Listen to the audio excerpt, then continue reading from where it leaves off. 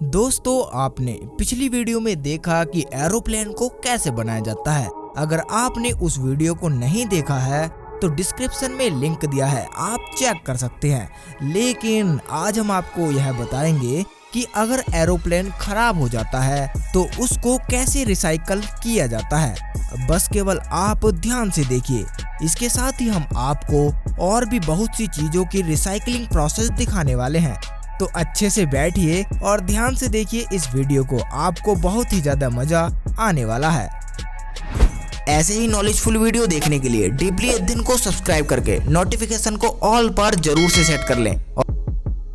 दोस्तों, शुरुआत करते हैं अफरा रिसाइकलिंग प्रोसेस से। इस दृश्य में आप देख सकते हैं कि कटिंग क्रेन्स मशीन की सहायता से एरोप्लेन को कैसे काटा जा रहा है, वो भी थोड़ा थोड़ा करके। सबसे पहले तो एरोप्लेन के दोनों पंखों को काटा जाता है, उसके बाद पूंछ को काटा जाता है।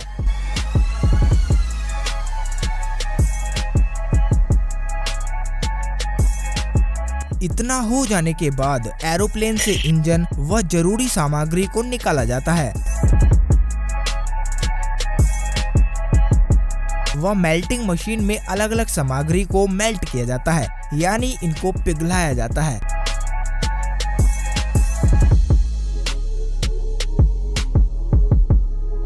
और दोस्तों, पिघलाने के बाद उनके मेटल के ब्लॉक्स बनाए जाते हैं।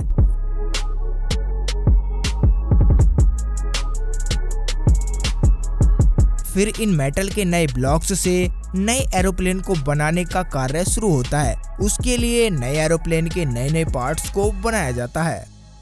तो दोस्तों, इस प्रोसेस से पुराने एरोप्लेन के पार्ट को नए एरोप्लेन के पार्ट में लगाया जाता है। आप समझ गए होंगे कि यह प्रोसेस कैसे की जाती है। दोस्तों, अगले नंबर पर है रवल मास्टर। आप भी सोचते होंगे कि कबाड़ी वाले पुरानी बोतल को खरीद कर ले तो जाते हैं, पर उन्हें कैसे रिसाइकल किया जाता है। दोस्तों, उसके लिए पुरानी बोतल व कांच के कचरे को मशीन में डालकर छोटे छोटे टुकड़ों में तोड़ा जाता है।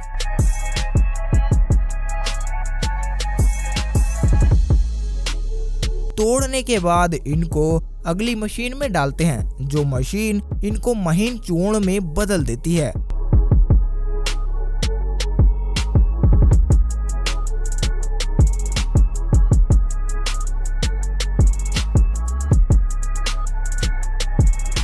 फिर इस पाउडर को मेल्टिंग मशीन में डालकर पिघलाया जाता है और फिर दोबारा से इन कांच की बोतल को तैयार किया जाता है। आप देख सकते हैं यह प्रोसेस कैसे किया जा रहा है।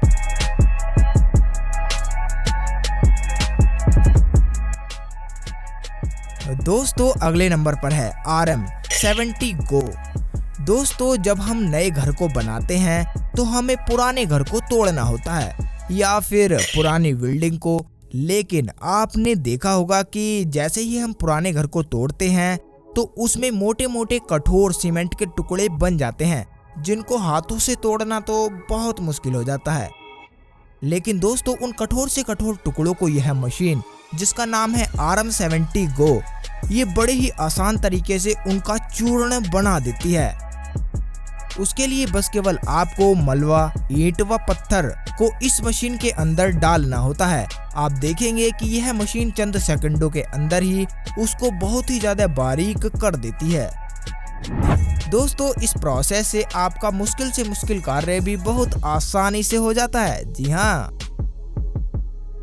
दोस्तों, अगले नंबर पर है कूपसेंट ABC। आपने देखा होगा कि लोग कोल्ड ड्रिंक पीकर उसकी प्लास्टिक की बोतल यूं ही फेंक देते हैं, लेकिन इस मशीन की सहायता से आप बोतल को काटकर उसको पतले पतले टुकड़ों में बदल सकते हैं।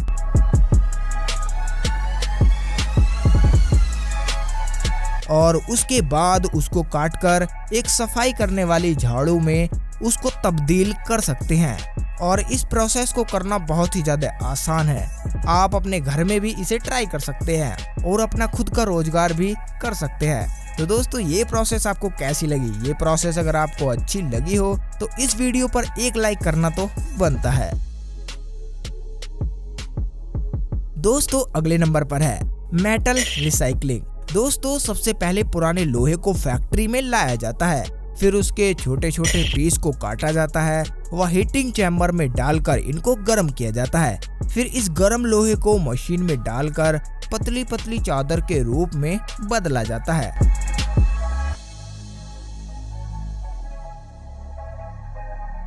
फिर इस चादर को बेलचे के शेप में काटा जाता है। जी हाँ, आप बिल्कुल सही देख रहे हैं, यहाँ पर बेलचे का निर्माण किया जा रहा है।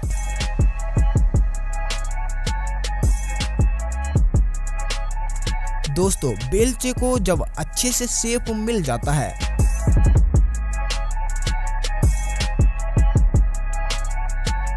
तो उसको ठंडा करके कंपनी का लोगो व मार्क लगा दिया जाता है और उसको मार्केट में बेचने के लिए भेज दिया जाता है।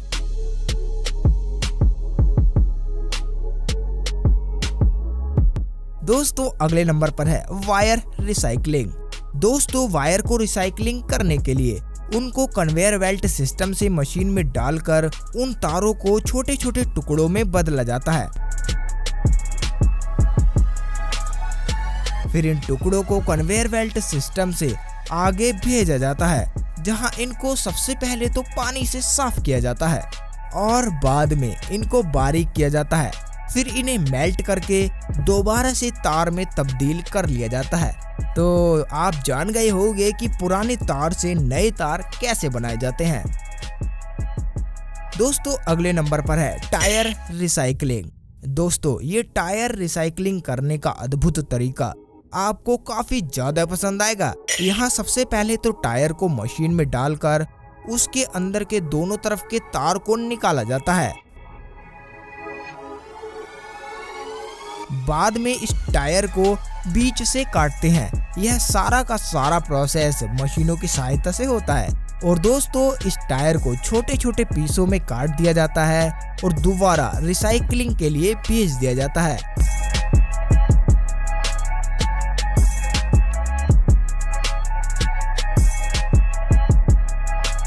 और दोस्तों, इस प्रोसेस से पुराने टायर से नए टायर बनाए जाते हैं।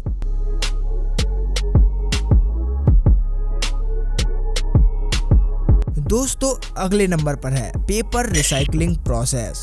सबसे पहले खराब पेपर को फैक्ट्री में लाया जाता है और मशीनों के द्वारा इस पेपर को आगे की प्रोसेस के लिए भेजते हैं, जहां प्लास्टिक को बाहर व कागज को आगे भेज दिया जाता है।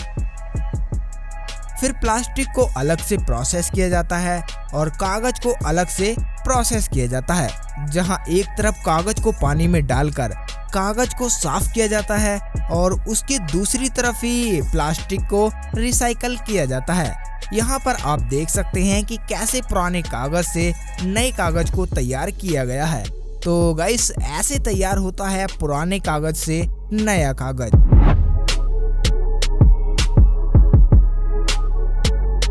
दोस्तों, आपको ये रिसाइकलिंग प्रोसेस की वीडियो कैसी लगी हमें कमेंट करके जरूर बताएं। अगर आप ऐसे ही और रिसाइकलिंग की प्रोसेस देखना चाहते हैं तो हमारे चैनल को जल्दी से सब्सक्राइब करें और नोटिफिकेशन को ऑल पर सेट कर लें और हमें जल्दी से बताइए कि आपको और कौन सी रिसाइकलिंग प्रोसेस देखनी है। तो मिलते हैं नेक्स्ट वीडियो में, तब तक के लिए बाय, जय हिंद, वंदे मातरम। ख्याल रखें अपना और अपने परिवार का।